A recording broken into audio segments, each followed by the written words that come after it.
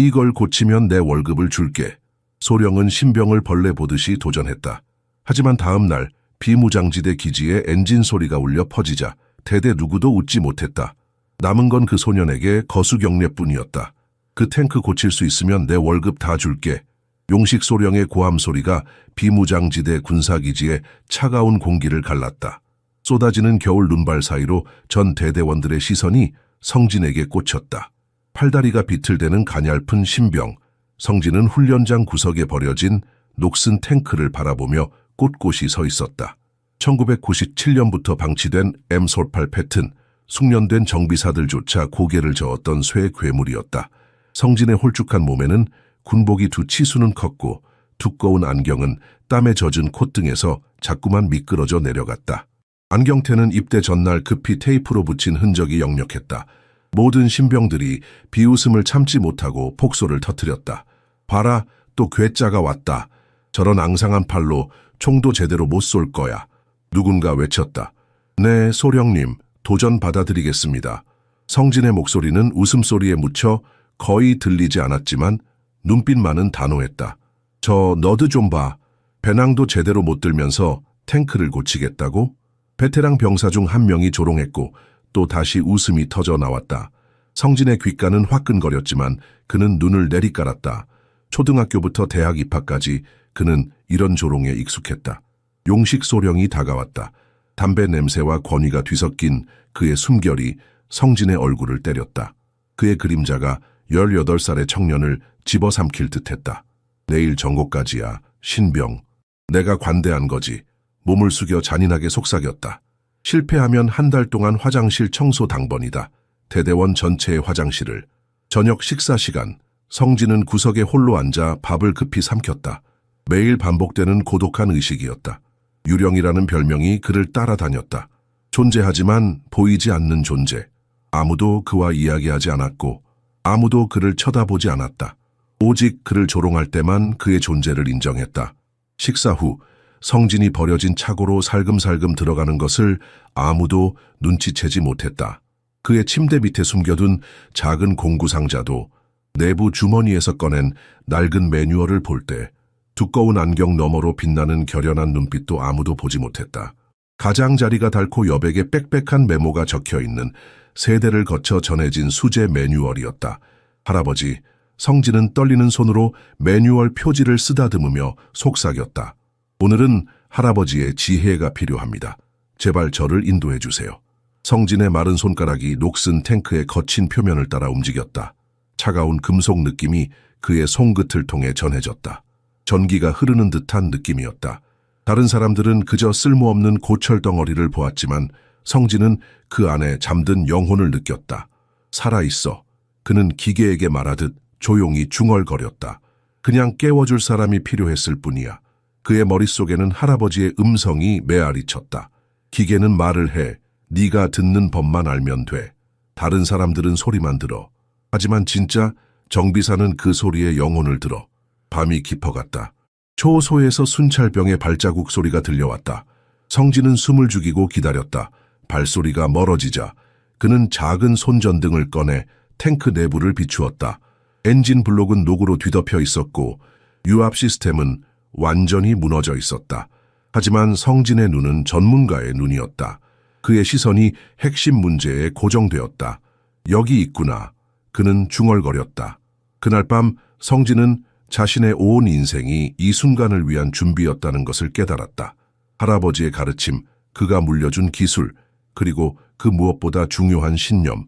어떤 기계도 올바른 손길을 기다리고 있을 뿐이라는. 바깥에서는 차가운 바람이 비무장지대를 쓸고 지나갔다. 남북 분단의 상은 위에서 한 젊은이가 자신의 운명을 바꿀 도전을 시작하고 있었다. 성진은 알지 못했다. 이 탱크가 단순한 기계 이상의 것이 될 거라는 것을, 자신의 존재 가치를 증명하고 영혼을 되찾는 여정이 될 거라는 것을. 손전등이 깜빡였다. 배터리가 거의 다 되어가고 있었다. 하늘에서는 눈이 더 거세게 내리기 시작했다. 얼어붙은 손가락으로 공구를 움켜쥐며 성진의 결심은 더욱 강해졌다. 할아버지, 저를 지켜봐 주세요. 이번만큼은 제가 보이지 않는 존재가 아니라는 걸 보여드릴게요. 성진의 어린 시절은 기름과 철의 냄새로 가득했다. 서울 외곽의 작은 정비소, 할아버지의 작업장은 그의 진짜 집이었다. 학교에서 괴롭힘을 당하고 돌아올 때마다 그 낡은 철제 미닫이 문을 열고 들어서는 순간 성진의 세상은 달라졌다. 여기서는 그가 이상한 애나 너드부가 아니었다. 그저 박 정비사의 손자, 어쩌면 그보다 더 무언가였다. 오늘은 무엇을 배울래, 성진아? 박민호 할아버지의 거친 손은 항상 따뜻했다.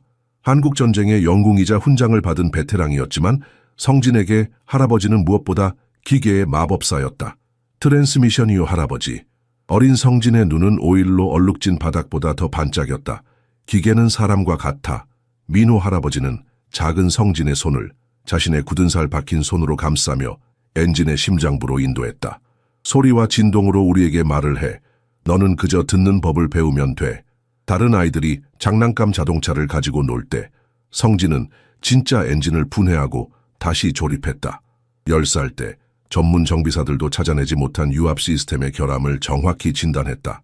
할아버지의 얼굴에 번진 미소는 성진이 평생 간직할 보물이 되었다. 아, 녀석, 정비공의 피가 흐르는구나. 12살이 되자 성진은 눈을 가린 채로도 군용 엔진을 분해하고 재조립할 수 있었다.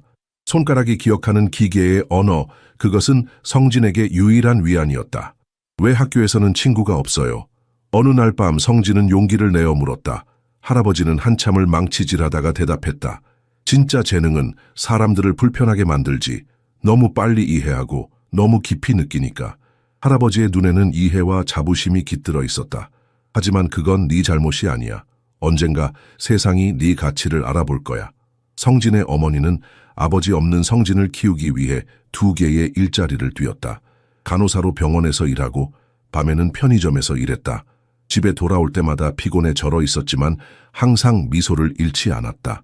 네 할아버지는 많은 의사들보다 더 많은 생명을 구했어. 어느 날 밤 그녀가 말했다. 그가 없었다면 많은 병사들이 적진에서 탈출하지 못했을 거야. 기술은 단순한 일이 아니야, 성진아. 그것은 사람들을 살리는 거야. 밤이면 소년 성진은 기술 매뉴얼과 엔진 다이어그램 사이에서 잠들곤 했다. 꿈에서는 할아버지처럼 존경받는 나를 그렸다. 아무도 그를 비웃지 않고 모두가 그의 손길을 찾는 나를. 그러나 현실은 달랐다. 중학교에서 성진은 괴짜였다. 과학 선생님조차 그의 지나친 질문에 짜증을 냈다. 교과서대로만 공부해. 박성진. 오직 할아버지의 작업장에서만 성진은 진정한 자신이 될 수 있었다. 그곳에서는 그의 생각이 이상한 것이 아니었다. 그의 손이 너무 약한 것이 아니었다. 그곳에서 성진은 완전했다. 할아버지, 왜 군대는 할아버지를 더 오래 붙잡아 두지 않았어요? 할아버지 같은 기술자는 귀하잖아요. 민호 할아버지는 깊은 한숨을 내쉬었다. 내가 원했다면 장교가 될 수도 있었지. 하지만 나는 내 손으로 일하는 걸 선택했어. 명예보다 진실된 일을 택한 거야. 성진은 그 말의 의미를 완전히 이해하지 못했다. 그저 언젠가 자신도 할아버지처럼 존경받는 정비사가 되길 꿈꿨다. 그 존경에 어떤 대가가 따를지 아직은 알지 못했다. 밤늦게까지 작업장에서 할아버지와 함께 일할 때면 성진은 행복했다. 그들만의 세계, 기계와 도구의 세계에서는 그가 이방인이 아니었다. 그것은 그의 왕국이었고 할아버지는 그의 스승이자 유일한 친구였다. 기억해라, 성진아. 진정한 정비사는 눈으로 보지 않아. 손으로 느끼는 거야. 16번째 봄 벚꽃이 흩날리던 날 성진의 세상은 무너져 내렸다. 병원 복도에서 의사의 목소리가 메아리쳤다. 폐암, 말기, 더 이상 할 수 있는 것이 없습니다. 성진은 무릎에 힘이 풀려 바닥에 주저앉았다. 할아버지는 몇 달 동안 기침을 했지만 병원에 가기를 거부했다. 그저 담배 때문이야. 그는 항상 말했다. 이제 성진은 이해했다. 할아버지는 알고 있었다. 장례식 준비로 분주한 날들이 흘렀다. 성진은 가족재단 앞에 놓인 작은 유골함을 바라보며 침묵의 맹세를 했다. 노 정비공의 유산을 살려내겠다는 그 누구도 듣지 못한 약속이었다. 장례식 전날 밤 성진은 할아버지의 작업실에서 낡은 금고를 발견했다. 언제나 잠겨있던 그 금고는 이상하게도 열려 있었다. 그 안에는 성진에게라고 쓰인 낡은 봉투가 있었다. 떨리는 손으로 편지를 펼쳤다. 할아버지의 흔들리는 필체가 그를 반겼다. 내 손자에게 네가 이 편지를 읽을 때 나는 이미 세상을 떠났을 것이다. 미안하구나. 너에게 더 일찍 말하지 못해서. 하지만 네가 슬퍼하는 모습을 보고 싶지 않았다. 우리 가족은 이 나라가 망했다고 모두가 생각했을 때 이 나라를 위해 봉사했다. 빠른 인정을 구하지 마라. 진정한 가치는 침묵 속에서 나타난다. 마치 자신의 도래를 알리지 않지만 가장 어두운 밤을 밝히는 달처럼. 나는 네가 자랑스럽다. 성진아. 네 손에는 내가 평생 키운 재능보다 더 큰 재능이 있다. 하지만 기억하거라. 기술만으로는 충분하지 않다. 가장 중요한 것은 내 마음이다. 기계는 내 손길을 통해 내 마음을 느낀다. 이제 내게 내 마지막 선물을 준다. 내 전쟁 일기다. 이것은 그저 노트가 아니다. 이것은 내 영혼의 일부다. 가장 어두운 시간 동안 배운 모든 것, 어떤 학교도 가르쳐주지 않는 비밀들이 담겨 있다. 너는 이제 네 자신의 길을 걸어야 한다. 내 그림자에서 벗어나 네 자신만의 빛을 찾아라. 영원한 사랑을 담아. 할아버지가. 성진은 눈물로 흐려진 시야로 일기장을 펼쳤다. 그것은 보물이었다. 전쟁 속에서 탄생한 다이어그램, 즉석에서 고안된 해결책들, 가장 극한 상황에서 개발된 기계적 비밀들, 어떤 학교도 어떤 매뉴얼도 제공할 수 없는 지식의 보고였다. 유족들이 떠난 후 성진과 어머니는 처음으로 진정한 고독을 느꼈다. 할아버지의 빈자리는 집 안 곳곳에 메아리 쳤다. 식탁에 놓인 세 번째 밥그릇, 현관에 걸린 낡은 작업복, 거실 한 구석에 빈 안락의자. 엄마, 성진이 조용히 물었다. 이제 어떻게 해요? 어머니의 눈에는 두려움이 서려 있었지만 그녀는 억지로 미소 지었다. 우리는 계속 살아가는 거야, 성진아. 네 할아버지가 그랬듯이. 할아버지의 의료비는 가족의 작은 저축을 모두 삼켜버렸다. 어머니는 이제 3교대로 병원에서 일했고 주말에는 카페에서 추가 근무를 했다. 성진은 어머니가 밤늦게 돌아와 신발도 벗지 못한 채 소파에서 잠들어 있는 모습을 자주 발견했다. 18번째 생일을 앞두고 성진은 결심했다. 저녁 식사 테이블에서 그는 조용히 발표했다. 군대에 지원할 거예요. DMZ에 배치되는 부대로요. 어머니의 젓가락이 그릇에 떨어졌다. DMZ? 왜 하필 그곳에? 위험수당이 있어요. 그게 우리에게 도움이 될 거예요. 어머니는 아무 말 없이 성진의 손을 꼭 잡았다. 네 할아버지는 자랑스러워 하실 거야. 그녀는 마침내 말했다. 하지만 그는 또한 네가 그 길을 가는 것을 두려워했을 거야. 성진은 할아버지의 일기장을 가슴 안주머니에 넣었다. 자신의 과거를 누구에게도 말하지 않겠다고 스스로에게 약속했다. 할아버지의 명성이 아닌 자신의 실력으로 존중받고 싶었다. 그날 밤 성진은 할아버지의 작업실에서 마지막 시간을 보냈다. 손끝으로 오래된 도구들을 어루만지며 그는 속삭였다. 할아버지, 제가 지켜드릴게요. 당신의 이름을 빛내지 않고 당신의 정신을 지켜드릴게요. 저는 제 자신의 길을 만들겠습니다. 바깥에서 첫눈이 내리기 시작했다. 새로운 계절, 새로운 도전의 시작이었다. DMZ의 첫 겨울은 지옥이었다. 영하 20도의 바람이 군복을 뚫고 성진의 뼛속까지 파고들었다. 그러나 추위보다 더 가혹한 것은 고립감이었다. 입대 후 100일, 성진은 여전히 유령이었다. 야, 유령, 오늘은 뭘 망칠 거야? 선임병들의 조롱이 식당에 울려 퍼졌다. 성진은 고개를 숙이고 묵묵히 밥을 먹었다. 그의 별명 유령은 이중적 의미를 지녔다.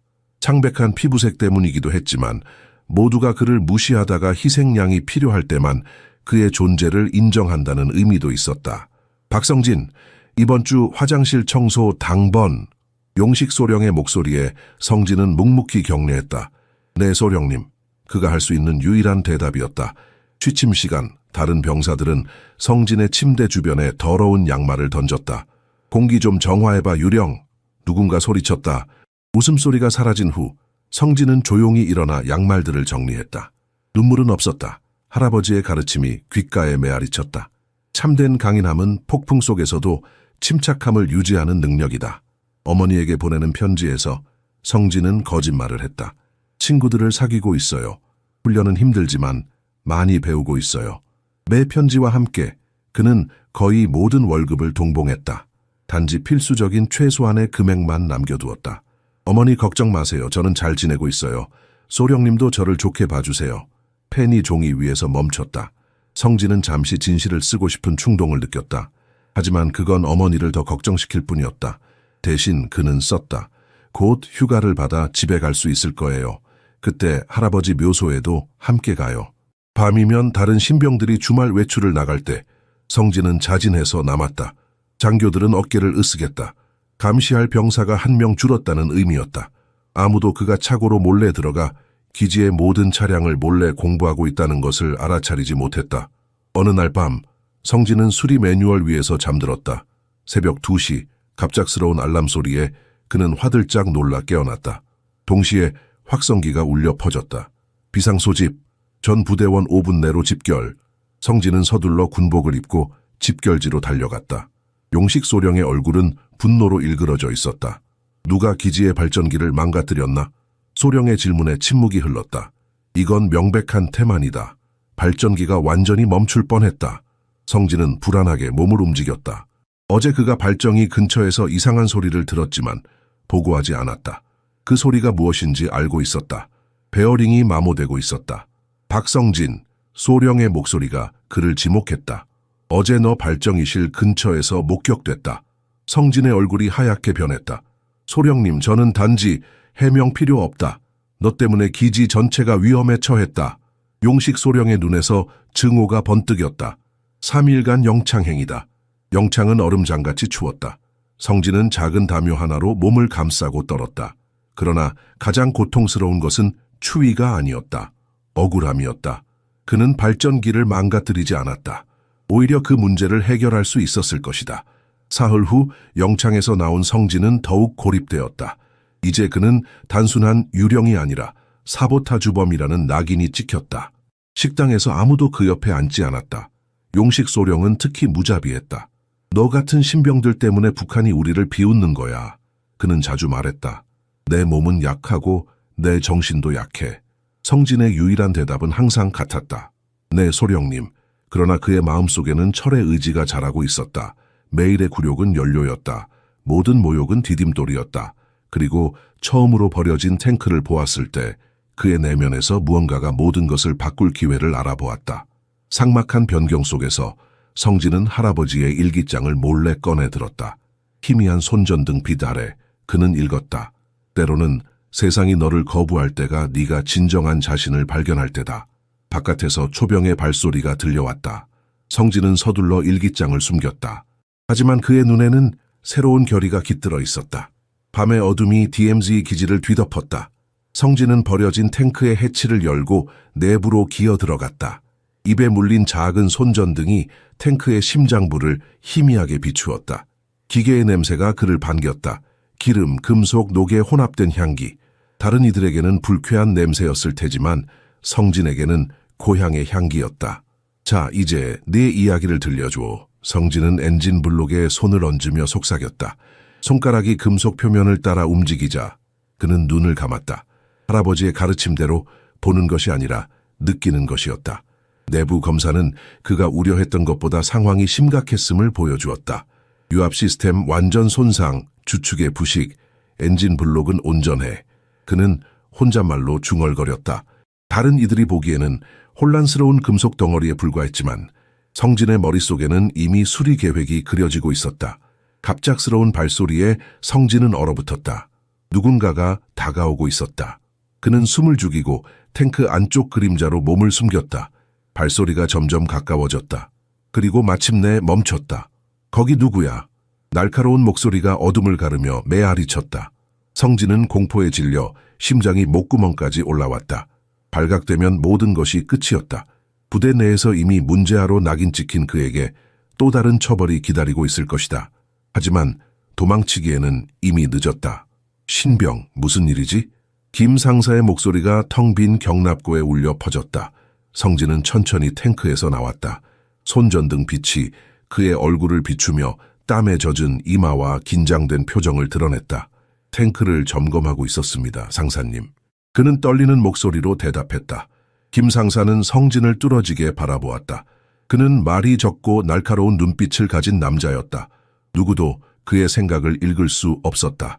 기지에서 가장 무서운 상사로 악명이 높았지만 동시에 가장 공정한 사람이기도 했다.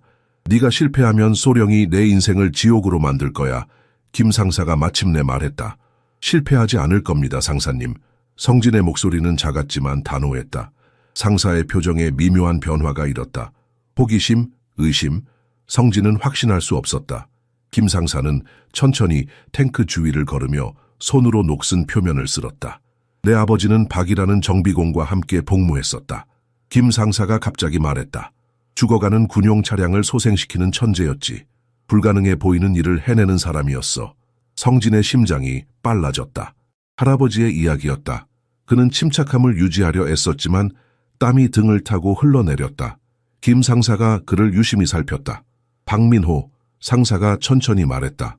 한국전쟁의 영웅, 불가능한 수리의 달인. 그의 날카로운 눈이 성진의 얼굴을 읽으려는 듯 뚫어져라 쳐다보았다. 너의 할아버지지? 침묵이 이어졌다. 성진의 마음속에서 전쟁이 벌어졌다. 진실을 말하면 특별 대우를 받을지도 모른다. 하지만 그것은 그가 원하는 것이 아니었다. 그는 자신의 실력으로 인정받기를 원했다. 훌륭한 분이셨습니다. 성진은 조심스럽게 대답했다. 직접적인 대답은 피했다.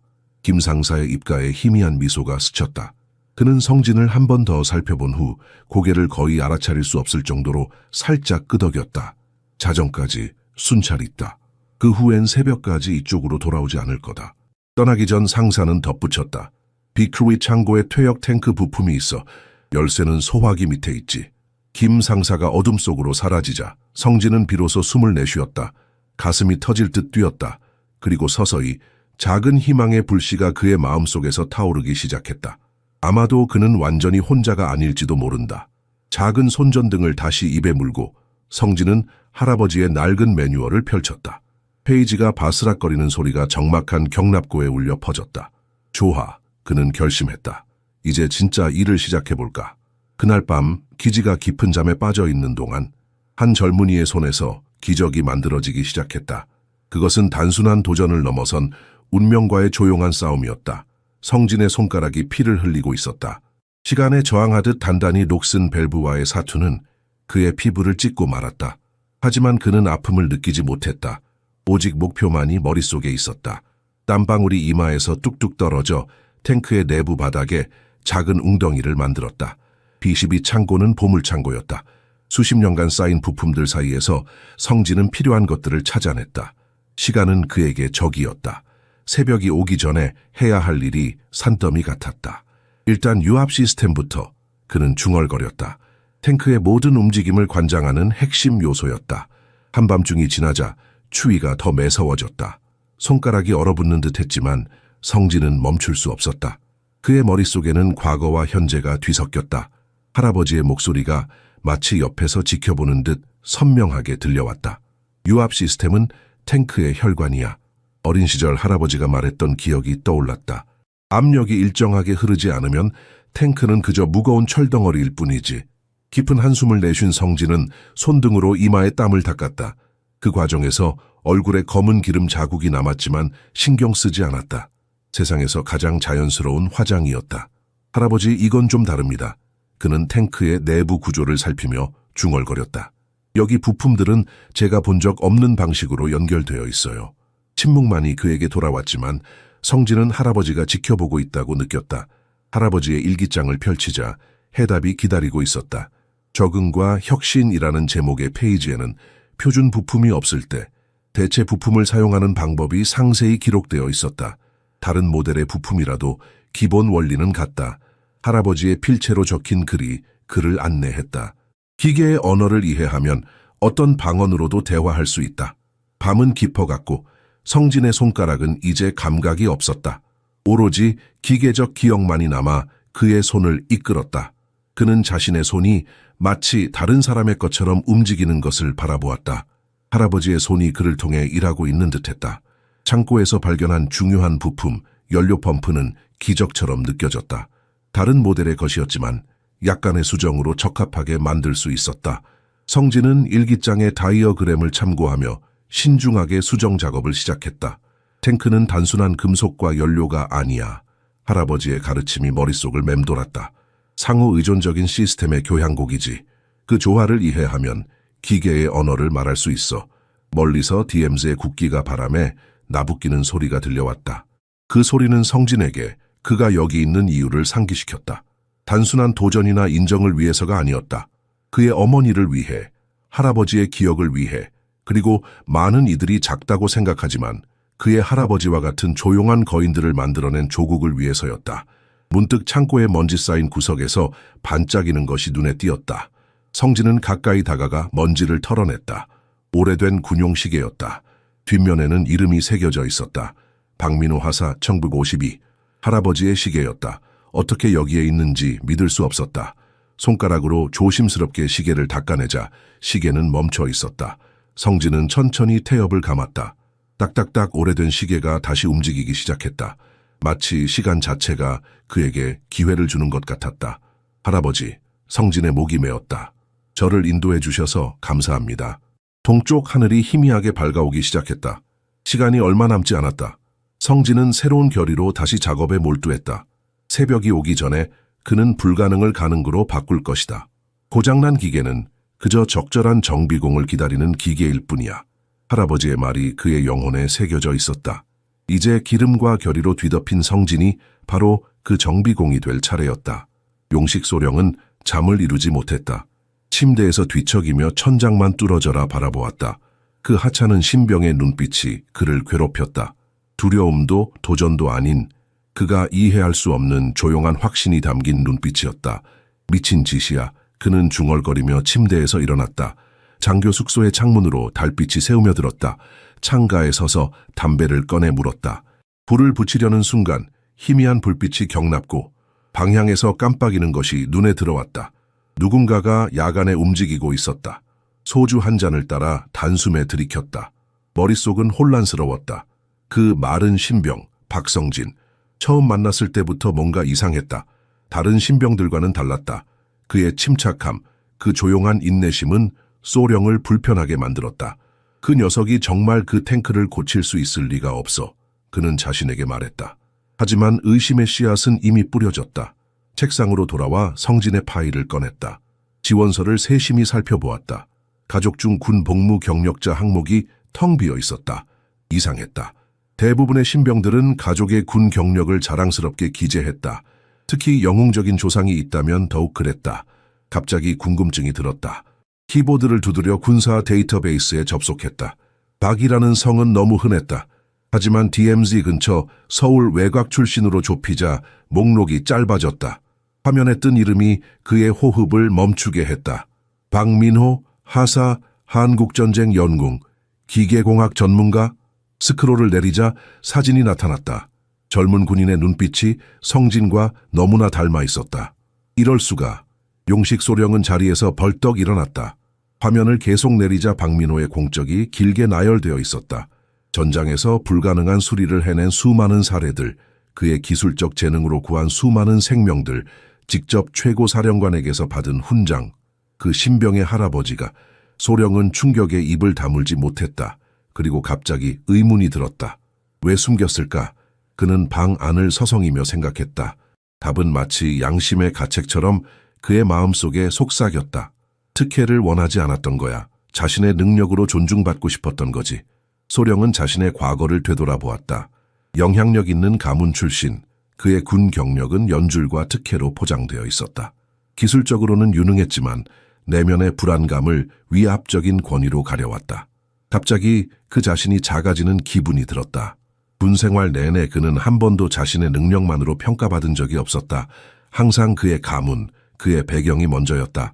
반면 성진은 자신의 정체성을 숨기면서까지 오직 실력만으로 인정받기를 원했다. 내일 그 신병은 자기 위치를 알게 될 거야. 그는 결심했다. 하지만 내면의 목소리는 다른 말을 속삭였다. 아니면 네가 네 위치를 알게 될지도 모르지. 밤새 용식 소령은 뒤척였다.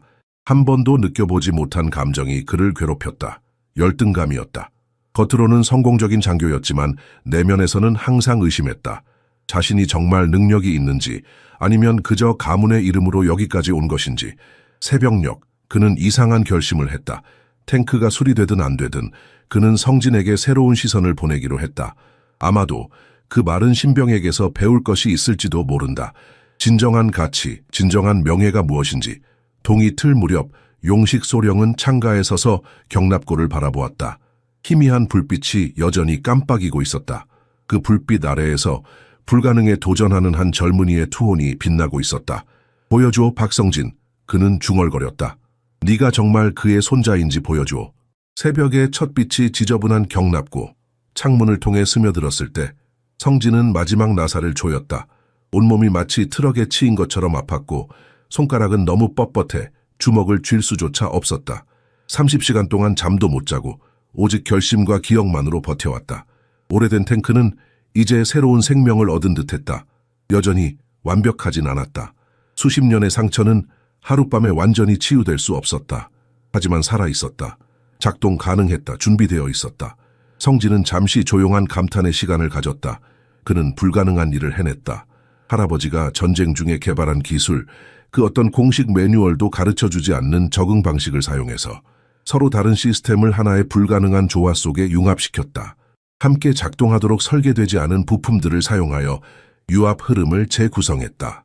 할아버지, 성진은 차가운 금속을 쓰다듬으며 속삭였다. 당신이 자랑스러워 하실 것 같아요. 첫 번째 신병들이 훈련장에 모이기 시작했다. 곧 모두가 아침 점호를 위해 집결할 것이다. 소령이 그의 공개적 굴욕을 위해 계획한 장면을 위해.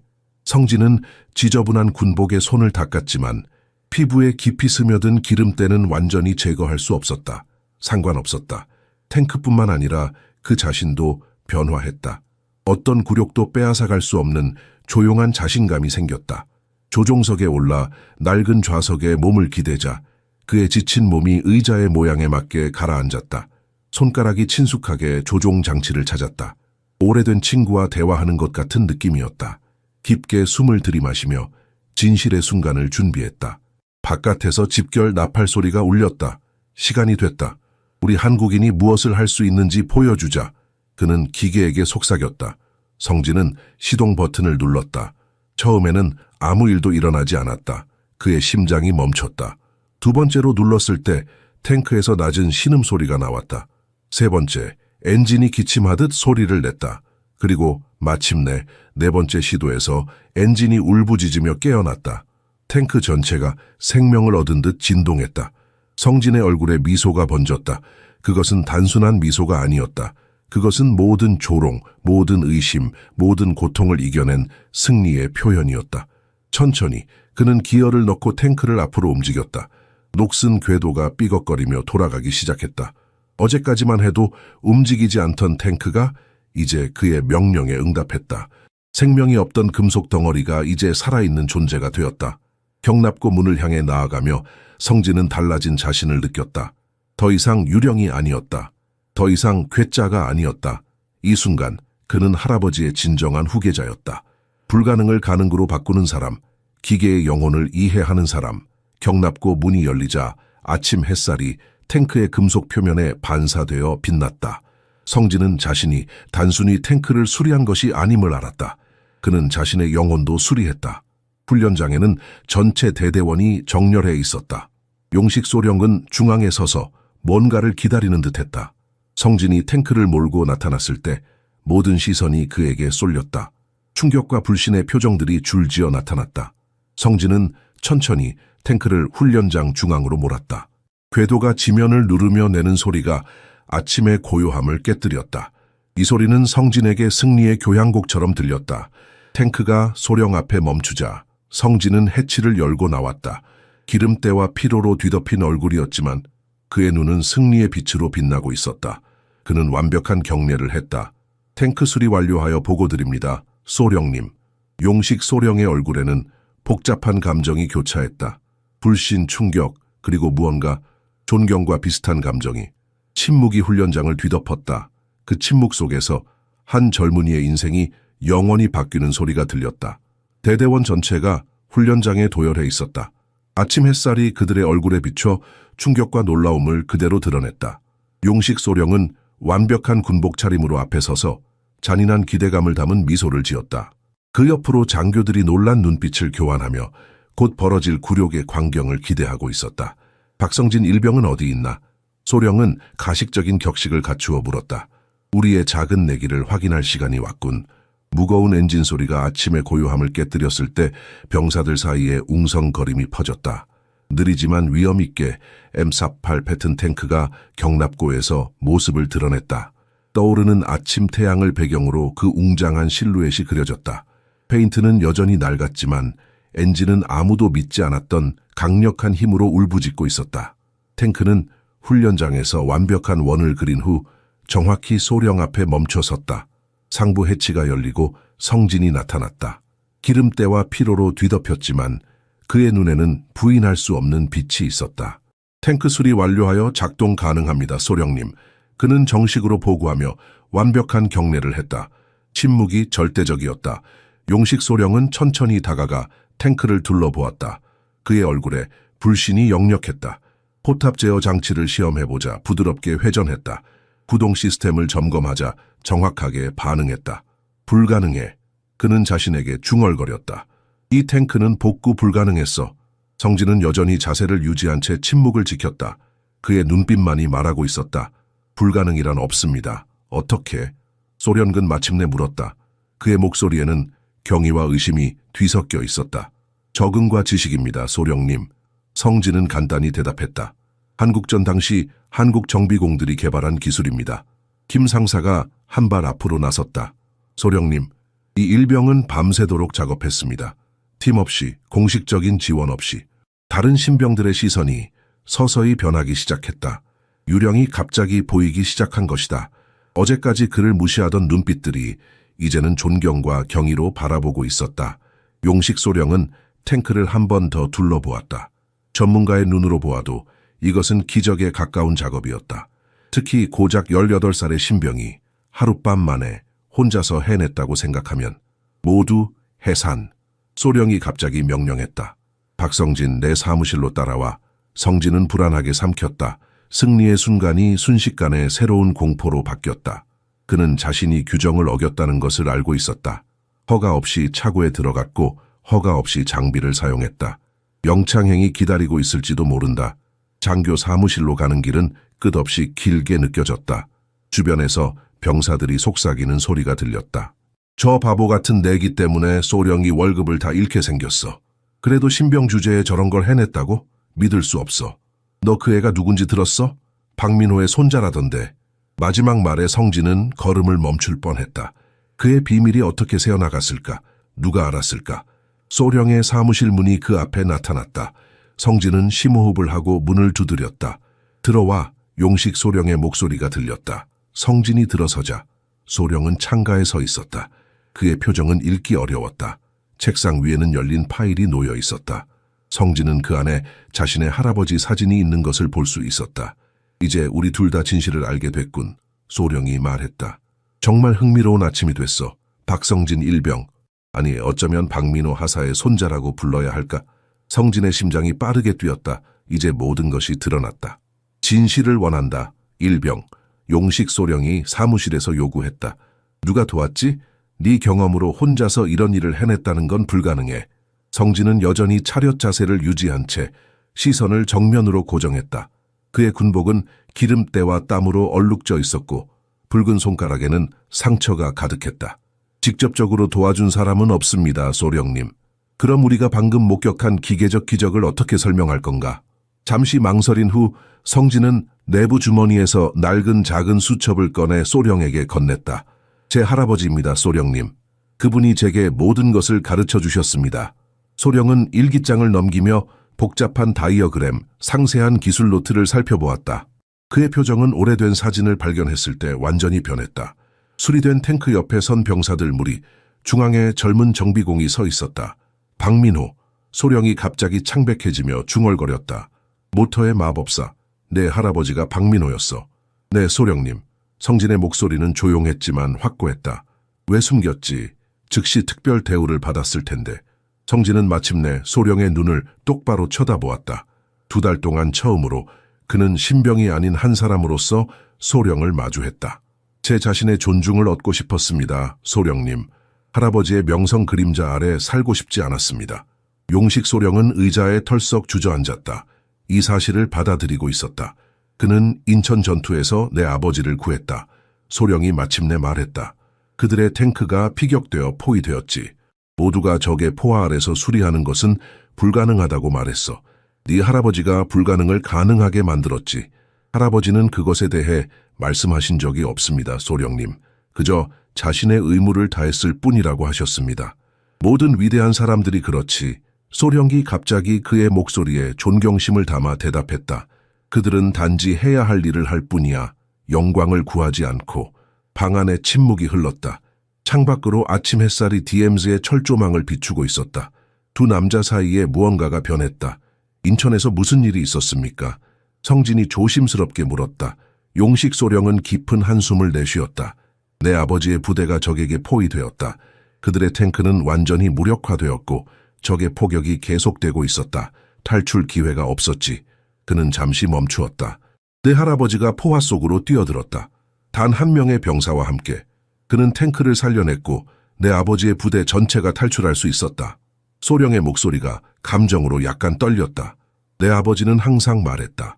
진정한 영웅은 모든 이들이 포기할 때 희망을 잃지 않는 사람이라고. 네 할아버지는 그런 사람이었다. 성진의 눈에 눈물이 고였다. 할아버지에 대한 이야기를 들을 때마다 그것은 마치 그를 다시 만나는 것 같았다. 할아버지는 자신을 영웅이라고 생각하지 않으셨습니다. 그저 정비공이라고 하셨죠. 때로는 렌치 하나가 총 100자루보다 더 많은 생명을 구할 수 있지. 소령이 말했다. 아마도 우리 모두 그걸 잊고 있었던 것 같군. 소령은 일어서서 책상에서 봉투를 꺼냈다. 약속대로 내 월급이다. 그는 봉투를 성진에게 건넸다. 정당하게 이겼어. 성진은 봉투를 바라보았다. 그 안에는 자신과 어머니의 몇 달치 생활비가 담겨 있었다. 병원비를 갚을 수 있는 돈이었다. 하지만 그는 천천히 고개를 저었다. 받을 수 없습니다, 소령님. 내기는 내기다, 일병. 대한민국에서는 약속을 지킨다. 제가 적용한 지식은 전적으로 제 것이 아닙니다, 소령님. 할아버지로부터 전해졌고 세대의 한국 정비공들이 개발한 것입니다. 대가를 받는 것은 적절하지 않을 것 같습니다. 용식 소령은 새로운 존경심으로 젊은이를 바라보았다. 예전에 약함으로 보였던 것이 이제는 다른 종류의 힘으로 보였다. 성격의 힘. 그는 일어서서 창문을 통해 멀리 DMZ를 바라보았다. 한 나라를 나누는 상처. 그날 두 남자는 단순한 상관과 부하의 관계를 넘어섰다. 그들은 역사의 무게, 희생의 의미, 그리고 진정한 영웅의 조용한 본성을 이해하는 사람들이 되었다. 약속대로 내 월급이다. 용식 소령은 책상 위에 봉투를 올려놓았다. 정당하게 이겼어. 성진은 봉투를 바라보았다. 그 안에는 어머니가 2개의 일자리에서 몇 달 동안 일해야 벌 수 있는 금액이 들어있었다. 하지만 그는 고개를 저었다. 받을 수 없습니다, 소령님. 내기는 내기다, 일병. 대한민국에서는 약속을 지킨다. 제가 적용한 지식은 전적으로 제 것이 아닙니다, 소령님. 할아버지로부터 전해졌고 세대의 한국 정비공들이 개발한 것입니다. 대가를 받는 것은 적절하지 않을 것 같습니다. 소령은 성진을 새로운 눈으로 바라보았다. 어제까지만 해도 그저 약한 신병으로 여겼던 이 젊은이가 이제는 완전히 다른 사람으로 보였다. 그는 일어서서 창가로 걸어갔다. 멀리 DMZ가 보였다. 한 나라를 가르는 상처. 알고 있나, 성진? 우리가 왜 여기 있는지, 왜 DMZ가 존재하는지. 조국을 보호하기 위해서입니다, 소령님. 그렇지. 하지만 또한 증언으로서도 그렇다. 북쪽에서는 개인을 찬양하고 지도자들의 동상을 세우는 반면 남쪽에서는 다른 것을 건설했지. 진정한 가치가 결국 드러나는 나라를. 소령은 잠시 침묵했다. 그의 눈에 과거의 그림자가 드리워졌다. 네 할아버지가 내 아버지를 구했을 때 그는 훈장을 받았어. 하지만 그것보다 더 중요한 것은 그가 희망을 주었다는 거야. 절망의 순간에 한 사람의 기술과 용기가 모든 것을 바꿀 수 있다는 증거를. 소령은 책상으로 돌아와 서류 하나를 꺼냈다. 나는 예외적인 병사들에게 명예제대를 허가할 권한이 있다. 넌 집으로 돌아갈 수 있어, 어머니에게. 아마도 네 자신의 정비소를 열 수도 있겠지. 성진의 눈이 커졌다. 그 제안은 너무나 달콤했다. 굴욕의 끝, 거리의 끝, 어려움의 끝. 집으로 돌아가 어머니와 함께 할 수 있다. 하지만 성진은 할아버지를 생각했다. 그의 가장 깊은 가르침을. 할아버지의 목소리가 그의 기억 속에서 메아리쳤다. 쉬운 길은 거의 올바른 길이 아니다, 성진아. 네 심장이 무엇이 옳은지 알려줄 거야. 제안에 감사드립니다, 소령님. 하지만 남고 싶습니다. 성진의 목소리는 조용했지만 확고했다. 여기서 기여할 수 있다고 생각합니다. 아마도 다른 신병들에게 기계 정비를 훈련시키는 것도 좋을 것 같습니다. 제가 가진 지식은 저만 간직할 것이 아니라 공유되어야 한다고 생각합니다. 용식 소령의 입가에 진정한 미소가 형성되었다. 아마도 처음이었을 것이다. 내가 짐작한 대로군. 박민호의 손자는 쉬운 길을 선택하지 않을 거야. 소령은 창가로 돌아가 멀리 철조망 너머를 바라보았다. 알고 있나, 성진? 우리는 모두 경계를 수비하고 있다고 생각하지만 사실 우리가 지키는 것은 경계가 아니야. 그것은 삶의 방식이야. 자유롭게 선택하고 자신의 길을 만들고 자신의 가치에 따라 살 수 있는 자유. 그는 다시 성진을 바라보았다. 북쪽에서는 네 할아버지 같은 사람이 국가의 영웅이 됐을 거야. 동상이 세워지고 책이 쓰여졌을 거야. 그러나 그는 그것을 원하지 않았어. 그는 단지 자신이 옳다고 믿는 일을 할 자유를 원했지. 성진은 자신이 항상 어렴풋이 알고 있었지만 완전히 이해하지 못했던 것을 깨달았다. 할아버지의 진정한 유산은 기술이나 노하우가 아니었다. 그것은 자유롭게 선택하고 자신의 기술을 인류를 위해 사용할 수 있는 자유였다. 소령님, 질문 하나 드려도 될까요? 성진이 물었다. 물론. 왜 그 탱크를 수리하라고 저에게 도전하셨습니까? 그것이 불가능하다는 것을 아셨을 텐데요.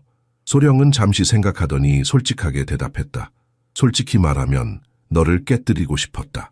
너의 그 조용한 존엄성이 나를 불편하게 만들었다. 하지만 이제 나는 그것이 내 자신의 부족함을 반영한다는 것을 안다. 그는 손을 내밀었다. 네 할아버지가 내 아버지를 구했듯이 너는 나를 구했다, 성진. 내 가장 나쁜 모습으로부터. 성진은 소령의 손을 잡았다.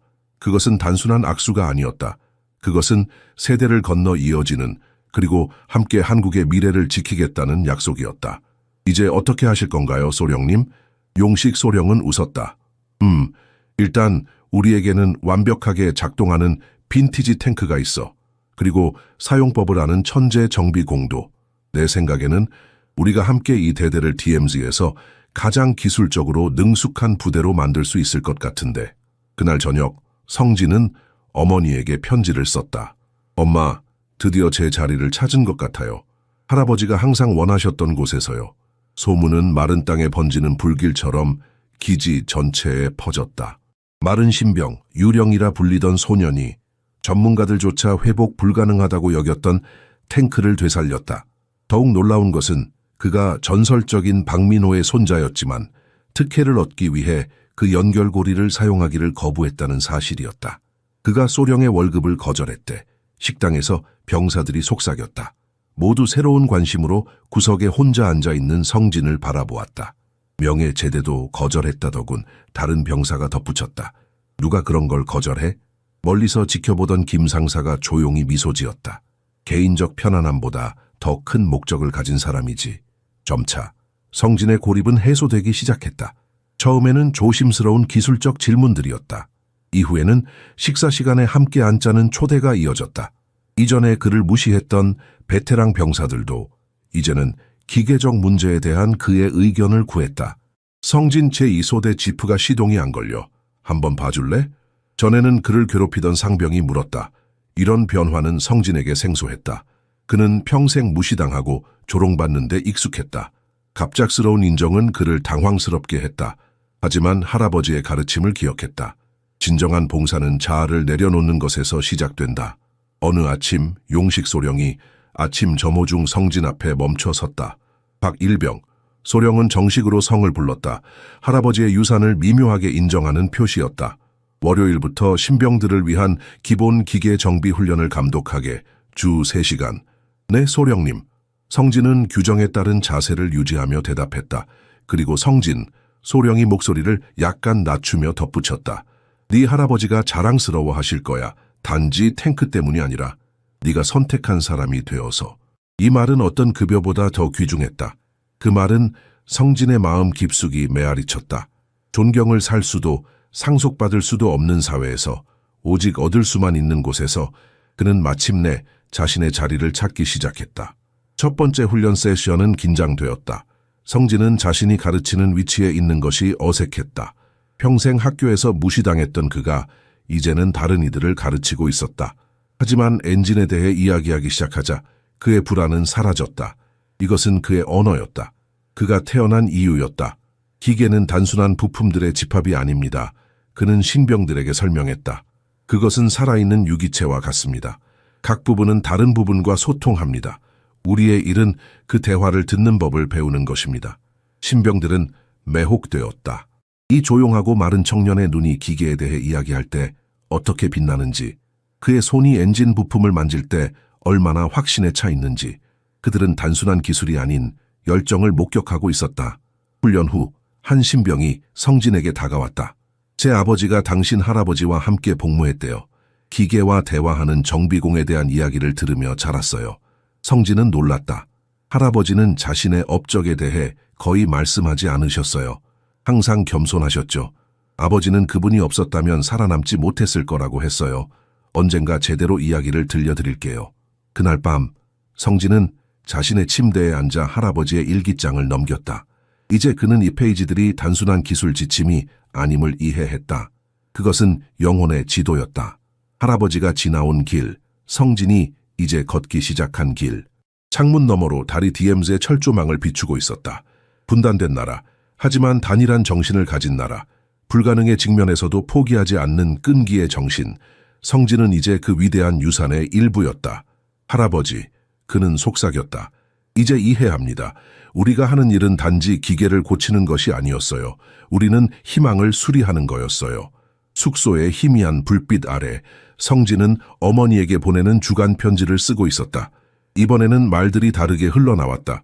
더 이상 거짓 위안이나 가벼운 위장이 아니었다. 사랑하는 어머니께 여기서 무언가 변했어요. 편지로 완전히 설명하기는 어렵지만 마침내 제 길을 찾은 것 같아요. 할아버지가 항상 제게 원하셨던 길을. 이제 더 이상 그렇게 걱정하지 마세요. 정말로 괜찮아요. 진심으로요. 항상 그랬듯이 제 월급을 보내드립니다. 하지만 이번에는 새로운 소식이 있어요. 특별 기술 서비스에 대한 보너스를 받았어요. 소령님은 이것이 표준 절차라고 하지만 제가 거절한 내기를 존중하는 방식이라고 생각해요. 그 돈으로 어머니의 병원비를 갚을 수 있을 거예요. 그리고 아마도 할아버지의 오래된 작업장 임대료도 몇 달치 낼 수 있을 것 같아요. 아직 그곳을 포기하지 않으셨죠?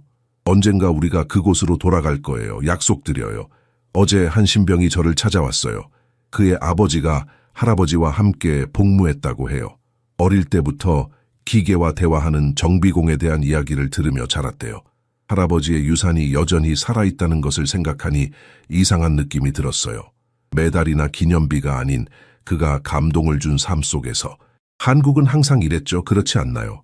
다른 나라들이 화려한 정복으로 제국을 건설하는 동안 우리는 조용한 노동, 조용한 탁월함, 선언할 필요가 없는 명예 위에 우리의 것을 건설했어요. DMZ에서의 생활은 여전히 힘들지만 이제는 다릅니다. 사람들이 저를 다르게 봐요. 하지만 더 중요한 것은 제가 스스로를 다르게 본다는 거예요. 할아버지의 지혜가 항상 저와 함께 있다는 것을 알게 되었어요. 그의 일기장은 단순한 기술 지침이 아니었어요. 그것은 삶의 철학이었어요. 곧 일주일 휴가를 받을 예정이에요. 집에 돌아가서 문제가 있다던 그 난방기를 고칠게요. 또한 몇 가지 사진도 보여드리고 싶어요. 네, 마침내 여기서 친구들을 사귀었어요. 소령님이 저에게 특별한 프로젝트를 맡겼어요. 기지의 다른 신병들에게 기본 기계 정비를 가르치는 거예요. 처음에는 긴장되었지만 할아버지가 저에게 가르치셨던 방식대로 가르치기 시작했어요. 조용히 인내심을 가지고 기계에 대한 존중을 담아서. 놀랍게도 그들이 듣고 있어요. 어머니, 제가 이해하지 못했던 무언가를 이제 이해하게 되었어요. 할아버지는 단지 정비공이 아니었어요. 그는 스승이었어요. 그리고 그가 고친 것은 단지 기계가 아니었어요. 그것은 사람들의 희망이었어요. 이제 저도 같은 일을 하고 싶어요. 이 편지를 쓰다 보니 눈물이 나네요. 이상하죠? 몇 주 전까지만 해도 매일 밤 베개에 숨어서 울었는데 이제는 기쁨의 눈물이에요. 마치 무거운 짐을 내려놓은 것 같아요. 할아버지의 유산을 부담으로 느꼈던 것 같아요. 이제는 그것이 선물임을 알았어요. 조심하세요, 어머니. 너무 무리하지 마세요. 이제 당신은 혼자가 아니에요. 저와 할아버지의 정신이 항상 함께 하니까요. 사랑을 담아 당신의 아들 성진 드림. 편지를 마치며 성진은 무언가 특이한 점을 발견했다. 종이에 눈물 자국이 묻어 있었다. 그동안 침대에서 조용히 흘렸던 슬픔과 좌절의 눈물이 아니었다. 그것은 성취감의 눈물, 완성된 순환의 눈물, 되찾은 명예의 눈물이었다. 유령은 마침내 실체를 얻었다. 보이지 않던 존재가 이제는 보이게 되었다. 편지를 봉투에 넣으며 성진은 창밖을 바라보았다. 달이 DMZ의 철조망을 비추고 있었다. 이상하게도 그 장벽은 이제 그렇게 위협적으로 보이지 않았다. 그것은 단지 또 다른 도전이었다. 극복될 수 있는 또 다른 장애물. 성진은 할아버지의 일기장을 꺼내 마지막 페이지를 펼쳤다. 그곳에는 그가 전에 읽은 적 없는 메모가 있었다. 진정한 수리는 기계 안에서 일어나지 않는다. 그것은 정비공의 마음속에서 일어난다. 먼저 스스로를 고쳐라. 그러면 세상의 모든 것을 고칠 수 있을 것이다. 성진은 미소 지었다. 할아버지는 항상 그에게 한 걸음 앞서 있었다. 심지어 지금도 5개월 후 DMZ 기지는 성진에게 완전히 다른 곳이 되었다. 아니, 어쩌면 그 자신이 변한 것인지도 모른다. 처음에는 작은 시도였던 박고급 정비 과정이 이제는 공식 훈련의 일부가 되었다. 다른 부대의 병사들도 젊은 정비 마스터에게 배우기 위해 전출을 요청했다. 가을 오후 용식 소령은 성진이 젊은 신병들에게 둘러싸여 방법론적으로 변속기 시스템을 분해하는 모습을 발견했다. 단지 고치는 것에 관한 것이 아닙니다. 성진은 몇 달 전에 자신으로서는 상상할 수 없었던 차분한 자신감으로 설명했다. 기계의 영혼을 이해하는 것입니다. 한국에서는 단지 기술을 사용하는 것이 아니라 존중하고 본질을 이해합니다. 그래서 더 적은 자원을 가지고도 종종 다른 나라들을 능가하는 것입니다. 소령은 조용히 지켜보았다. 성진의 말 뒤에 있는 철학을 인식했다. 분단된 작은 반도를 세계적인 기술 강국으로 변화시킨 바로 그 철학. 훈련이 끝난 후 그들은 함께 경계를 따라 걸었다. 저녁의 금빛 햇살이 철조망을 비추며 부드럽게 그림자를 드리웠다. 장교 학교를 고려해 본 적 있나, 성진? 소령이 물었다. 내 기술적 능력과 타고난 리더십으로. 성진은 미소 지으며 북쪽 국경을 바라보았다. 언젠가는 그럴지도 모르겠습니다, 소령님. 하지만 지금은 제가 있어야 할 곳에 정확히 있습니다. 완벽한 기계 속에 완벽한 톱니바퀴처럼 말이지, 소령이 말했다. 정확합니다, 소령님. 할아버지가 말씀하셨듯이 기계에서 가장 중요한 톱니바퀴는 가장 크거나 가장 눈에 띄는 것이 아니라 필요한 곳에 완벽하게 맞는 것이다. 성진의 침대 옆 작은 테이블에는 이제 3개의 사진이 놓여 있었다. 첫 번째는 작업복을 입은 할아버지의 사진, 두 번째는 병원 유니폼을 입은 어머니, 그리고 세 번째는 새로운 것이었다. 수리된 탱크 앞에 서 있는 성진과 그의 정비 학급 학생들의 단체 사진이었다. 지난 주말 휴가에서 돌아왔을 때 성진은 더 이상 유령이 아니었다. 병사들이 그를 맞이했고 심지어 몇몇은 집에서 작은 선물을 가져왔다. 그의 어머니가 그를 위해 구운 쿠키를 나누며 그는 자신이 속한 곳을 찾았다는 것을 알았다. 어머니와 함께한 시간은 소중했다. 그녀의 얼굴에서 걱정의 주름이 줄어든 것을 볼 수 있었다. 병원비는 더 이상 짐이 아니었고 그녀는 마침내 두 번째 일자리를 그만둘 수 있었다. 성진은 할아버지의 낡은 작업장을 방문했다. 먼지는 쌓여 있었지만 여전히 그의 일부처럼 느껴졌다. 언젠가 돌아올 거예요. 그는 어머니에게 약속했다. 하지만 지금은 할아버지가 시작한 일을 완성해야 해요. 기지로 돌아온 이후 성진은 새로운 프로젝트를 시작했다. DMZ 전체 차량 함대를 현대화하는 계획이었다. 그는 20년 된 장비를 개조하여 새 것처럼 작동하게 만드는 방법을 알아냈다. 용식 소령은 이 계획을 즉시 승인했다. 이제 그들은 서로를 존중하는 동료가 되었다. 그날 밤 성진은 할아버지의 일기장을 펼쳤다. 이제는 거의 모든 페이지를 외울 정도였지만 여전히 새로운 통찰력을 찾곤 했다. 그는 할아버지가 공부했던 것과 같은 방식으로 공부했다. 단순히 지식을 습득하는 것이 아니라 그것을 자신의 것으로 만들고 향상시키고 다음 세대를 위해 발전시키는 것이었다. 창문 너머로 성진은 북쪽 하늘의 별들이 빛나는 것을 볼 수 있었다. 같은 별들이 분단선 너머에서도 빛나고 있었다. 언젠가 아마도 그의 생애의 그 경계가 사라질지도 모른다. 그때까지 그는 자신의 방식으로 봉사할 것이다. 조용히, 효율적으로, 자랑하지 않고. 할아버지의 목소리가 다시 그의 기억 속에서 메아리 쳤다. 사람들이 너의 업적에 놀라워할 때 그것은 네가 올바른 일을 했다는 의미가 아니다. 네가 한 일을 누구도 알아차리지 못할 때 그것이 네가 완벽하게 일을 해냈다는 증거다. 성진은 이제 이해했다. 그의 이야기는 수천 개 중 하나에 불과했다. 한국이라는 거대한 기계 속의 작은 톱니바퀴, 완벽하게 맞물린, 조용히 필수적인, 멀리서 새벽을 알리는 나팔 소리가 울려 퍼졌다. 새로운 날이 시작되고 있었다. 성진은 제복을 입고 창문을 통해 분단선을 바라보았다. 준비됐어요, 할아버지. 그는 미소 지었다. 오늘도 불가능한 일을 해낼 준비가 됐습니다.